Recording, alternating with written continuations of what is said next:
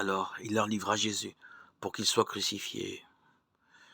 Ils se saisirent de Jésus, et lui-même, portant sa croix, sortit en direction du lieu dit le crâne, ou calvaire, qui se dit en hébreu Golgotha, Jean 19, 16, 17. Le voici donc ce bois qui lui rappelait son enfance.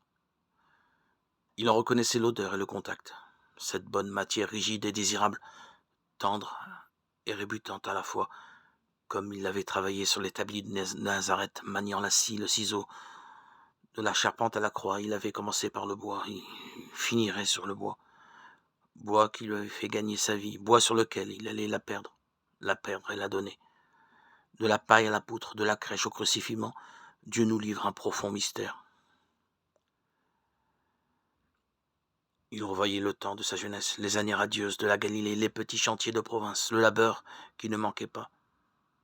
Il était fier en ce temps-là, comme tous les adolescents, d'exercer ses forces naissantes à porter des poutres énormes, plus grosses que lui. Il épie alors le regard approbateur de son père, où se lisait tant de bonté attendrie. Mais aujourd'hui, tandis qu'il portait le bois cruel, quel nuage amoncelé lui masquait le visage du Père, du ciel. Il voulait bien souffrir pour le salut du monde. Il comprenait que l'arbre de la croix devait effacer l'arbre du péché. Tout cela de son grand cœur qui aime. Il l'acceptait. Mais l'abandon, la déréliction, le silence, pourquoi ?